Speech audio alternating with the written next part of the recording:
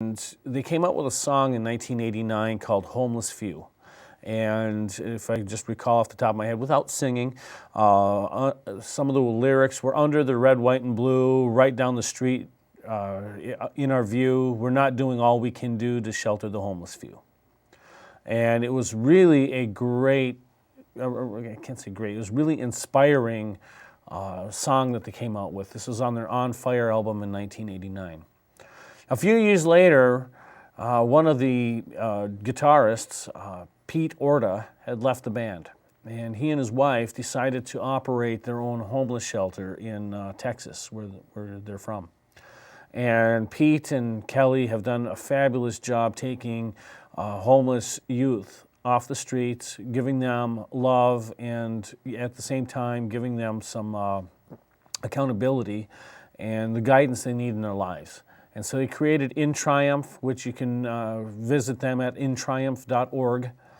And they've done fabulous work down there. And they had a little bit of a difficulty earlier this year. And Pete, who I've gotten a chance to know over the last few years, he and I really had solidified a friendship. And so it's rare that you actually find that the people that you look up to in your youth, you become friends with them when you're an adult. And I've had that opportunity with Pete. And again, there's not a whole lot I wouldn't do for him and his shelter in Triumph. But now the question is, what is being done here in the Twin Cities? Are we doing anything like this? Are we doing anything with the homeless? And there are a lot of homeless oriented organizations that are out there. And some of them are doing fabulous work. Some of them are just going to ask for more government handouts and not have the accountability in there.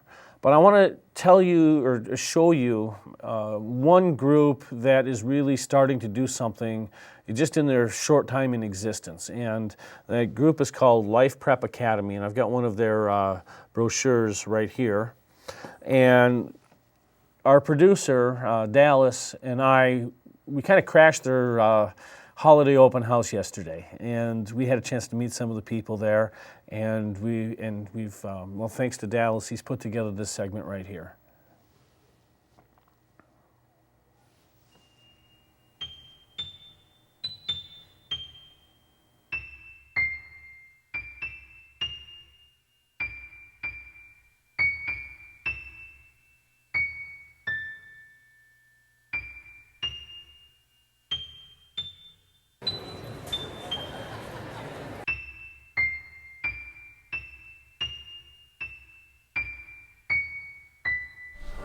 Okay, so Pam, can you tell us about the history of Life Prep Academy?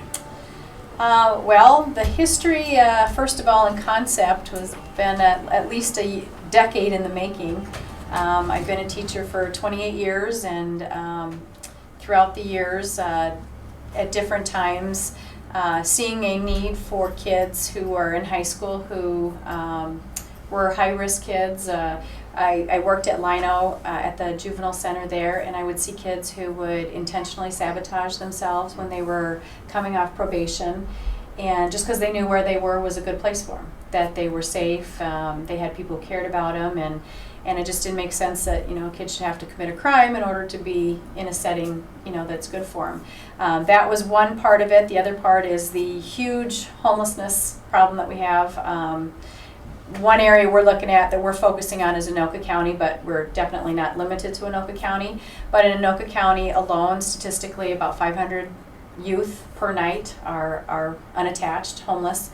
And so those two concepts kind of came together, and the timing was right, and felt that maybe this was a niche that we could find a way of addressing, making sure the kids' basic needs were being met, as well as then being able to give them a good education where they weren't having to worry about all those other things. And so how long did it take you to form the board of directors and get the early funding in order to come up with this concept in this location? Well, the getting the board of directors was a lot easier than I thought it was going to be. Basically, it was I had two people in mind, Roger Chamberlain, who was a senator, and Ron Hansen, who was a pastor. And I went to each of them and told them what my thoughts were. And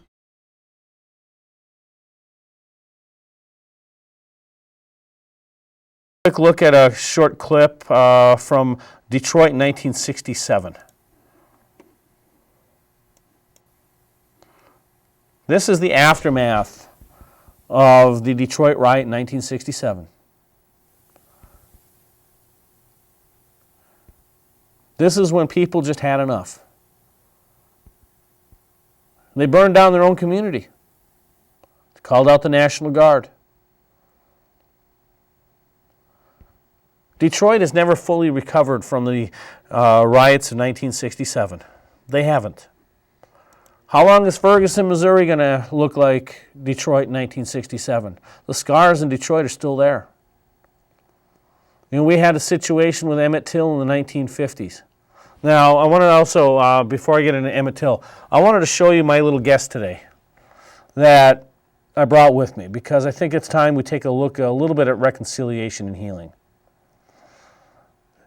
Right here, this is a bronze bust that was designed by Ed Dwight. Ed Dwight was the first black astronaut candidate, African American, lives in Denver. He did not make it through the astronaut program, but he he's a prolific sculptor. In 2003, I was a photographer at the Tuskegee Airmen International Convention in Denver, and I won this bronze bust that Ed Dwight had designed. And I wanted to bring him in because, one, he's my first guest, but more importantly is the fact that when you look at what the Tuskegee Airmen did, these are the guys with the 332nd Fighter Group and the 477th Bombardment Group in World War II. It was the first black pilots that we had in this country. And what did they do? They protected they were the fighter escorts for the bombers that were coming through, the long-range bombers. A lot of white crews. There were some white crews who said, "Oh, I don't want to fly with these guys." Until they realized that these were the guys going in and doing the things that other white crews wouldn't do, bring them closer into the target. That their very safety hinged upon the Tuskegee Airmen. That's when they received acceptance. I had a chance to meet a lot of these fine gentlemen. I was at Coors Field with one of the Tuskegee Airmen trainers, telling me all the stories about what they were doing at the Tuskegee Institute, pointing out the different people and saying, "Oh, this one used to do this. I remember running this guy's butt all around the track. Oh, this guy used to smart off to me, but we corrected him in a hurry." But when he brought up to me, I wish I could remember his name, but what he brought up to me did leave a profound impact on my life. And the fact is, he said, we understood where the nation was, we understood where we were, and we were out to prove them wrong. We were out to prove them wrong. We knew we could do the job. We did not accept excuses. We did not be held down. We were not going to let ourselves be held down. We held our heads high, and we wanted to go out and show that, yes, a black man can pilot an aircraft. And we did a fine, good job of it. The Tuskegee Airmen never lost one aircraft in the entire war that they were escorting. Let's take a closer look at the statue again.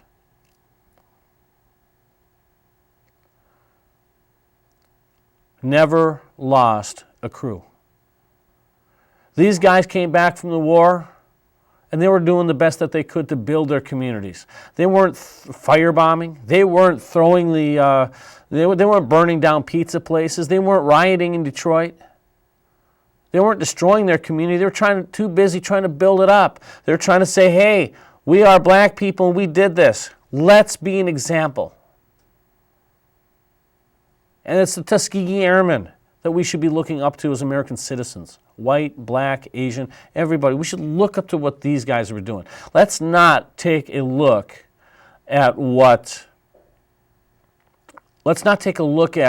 what we're seeing from Jesse Jackson and Al Sharpton.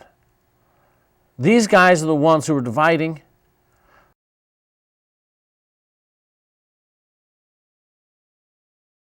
We're going to start moving on to some more brighter topics because this is the holiday season, right? And we're all supposed to be of good cheer. And speaking of good cheer, I had picked up today's issue of the St. Paul Pioneer Press, and it says, now arriving, good cheer. So if our young intern Andrew can come on in a little bit closer, let's take a look. This is the Canadian Pacific holiday train that came through town yesterday. As a matter of fact, it's kind of been in Minnesota all week. The Canadian Pacific had, put this up with a train all lit up, and they've been doing this for 16 years.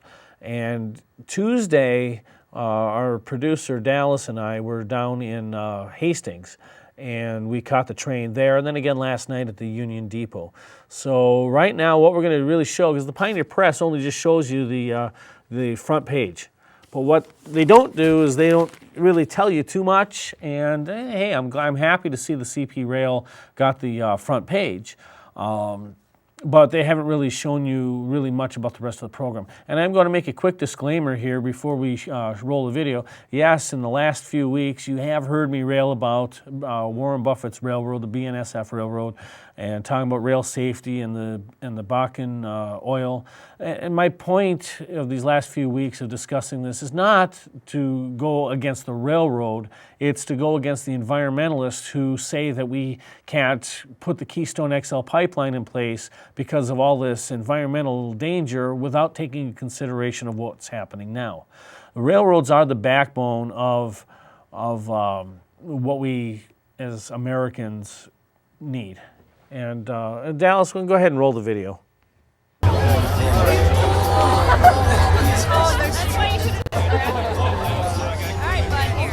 But with railroads, just about everything that we have is in our lives are touched by rail. When I was a young stock clerk working at Sears, it just happened where I was in the shipping and receiving area, and we would always get the call from the rail yard. Our next container of goods, or our next truckload of goods is coming off the train. And I was always wondering, what has a train got to do with getting a shipment of goods by truck? Well, that's the intermodal system of what we have. And so, the railroads employ a lot of people. As a matter of fact, from the Canadian Pacific Railroad, 15,000 employees live in 1,100 North American communities. And they do this because, as they say, hunger is an issue that can and does impact all of our neighbors. Since 1999, the Canadian Pacific Railroad has managed to raise close to $9.5 million of donations and of cash donations, and 3.3 million pounds of food that gets donated to local food shelves. And they partner in the communities, especially the communities like Hastings, as you're seeing right now, where they have already existing rail infrastructure. They say that any activities that occur at the outdoor event are organized in partnership with the municipality and the chosen food bank. And so the holiday train that they've been doing now for 16 years really impacts a lot of people. And I really have to commend the Canadian Pacific Railroad for putting this on every year for 16 years. I really think they've done a fabulous job. And it was really great to see all of the kids that turned out, especially at Hastings when Santa Claus came out, and they were all so giddy and excited. And it really brought back the magic of Christmas. And as much as we see the commercialization of the holiday season, and stores are now putting their merchandise on the shelves and playing Christmas music that much earlier, just for 1-2 hour stretch, it's just nice to see everybody get together and just enjoy seeing something like this.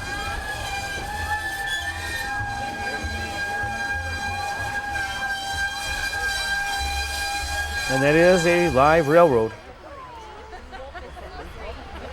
And here it is coming into